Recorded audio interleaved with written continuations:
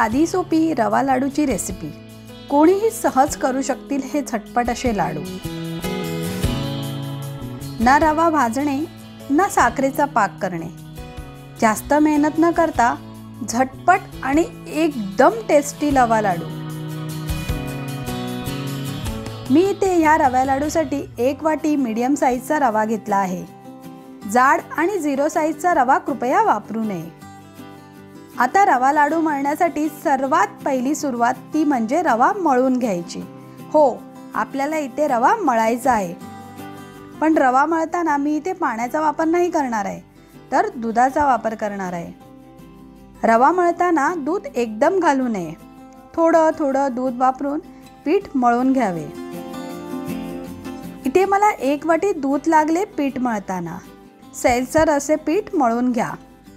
अशा प्रकारे जास्त घट्ट पीठ मळू नये। पीठ जर आपलं मळताना पातळ झालं तर काळजी नको, थोडासा सुका रवा घालून परत पीठ मळून घेऊया। 10-15 मिनिटं आता हा मळलेला रवा आपण झाकून ठेवूयात। याने काय होईल की आपला रवा छान असा फुलून येईल। 15 मिनिटांनंतर रवा परत व्यवस्थित एकदा मी मळून घेते। आता या पिठाचे 3 अशा प्रकारे गोळे करून घेऊया। गॅसवर तवा ठेवून तवा गरम झाला की थोडंसं तूप लावून घेऊया। ह्याने काय होईल, आपल्या चपात्या तव्याला चिकटणार नाही। आपल्याला या रव्याच्या पिठाची चपाती लाटून घ्यायची आहे। त्यापूर्वी पोळपाट आणि लाटण्याला थोडंसं तूप लावून घेऊया, म्हणजे आपलं रव्याचं पीठ ह्याला चिकटणार नाही। आता चपाती लाटायला घेऊयात। थोडीशी जाडसरच चपाती आपल्याला लाटून घ्यायची आहे। एकदम पातळही नाही आणि एकदम जाडही नाही। आता ही चपाती लाटून झाली, तिला मी गरम गरम तव्यावर शेकून घेते। ह्या चमच्याची कमाल आता मी तुम्हाला दाखवते। चमच्याच्या मागच्या बाजूचा वापर करून चपातीला असे आपल्याला होल करून घ्यायचे आहेत। ह्याने काय होईल, आपली रव्याची चपाती चारही बाजूने व्यवस्थित अशी शेकली जाईल, कच्ची राहणार नाही। याची आपल्याला इथे काळजी घ्यावी लागेल विशेष करून। इथे मीडियम गॅसवरच आपल्याला चपाती शेकून घ्यायची आहे। चपात्या कुठेही करपू देऊ नये, त्यामुळे चपात्या अशा उलटपुलट करून 2दा-3दा व्यवस्थित अशा शेकून घ्यायच्या।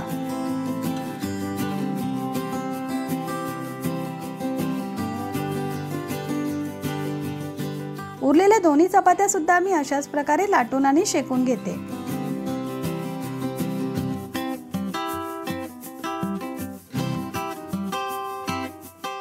चपात्या आता थोड्या थंड झाल्या की अशा रीतीने चपात्या मोडून मिक्सरला लावून परत रवाळ असं पीठ करून घ्यायचं आहे।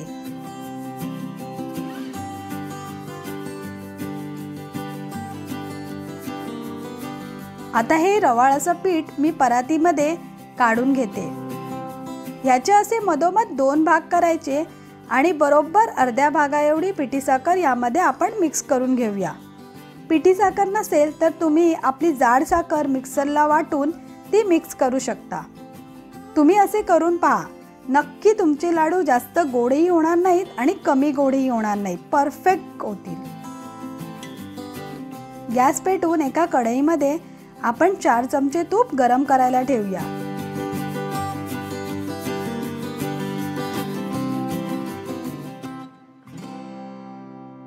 हे थोडंसं सुकं खोबरं मी मिक्सरला लावून बारीक करून घेतलं आणि नंतर त्याला तव्यावर गरम करून घेतलं। हे आता या पिठामध्ये आपण मिक्स करूया। आणि सुके खोबऱ्याबरोबर इथे थोडीशी वेलची, बदाम, काजू, पिस्त्याचे तुकडेही मी या पिठामध्ये मिक्स करून घेते। आता मी या पिठामध्ये 4 चमचे गरम तूप घालून घेते। झालं, आता आपण करूया सुरुवात लाडू वळवायला।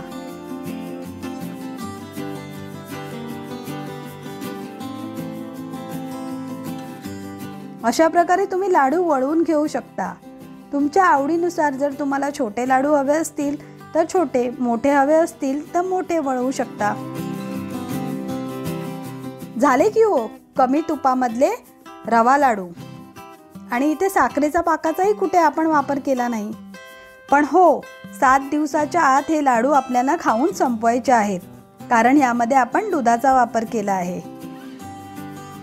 अशा प्रकारे सर्वात सोपी रवा लाडूची टेस्टी रेसिपी आपली झालेली आहे। परत भेटूया परब किचनमध्ये नवीन रेसिपी सोबत। आणि हो, जाता जाता परब किचनला लाईक, शेअर आणि सबस्क्राईब करायला अजिबात विसरू नका। धन्यवाद।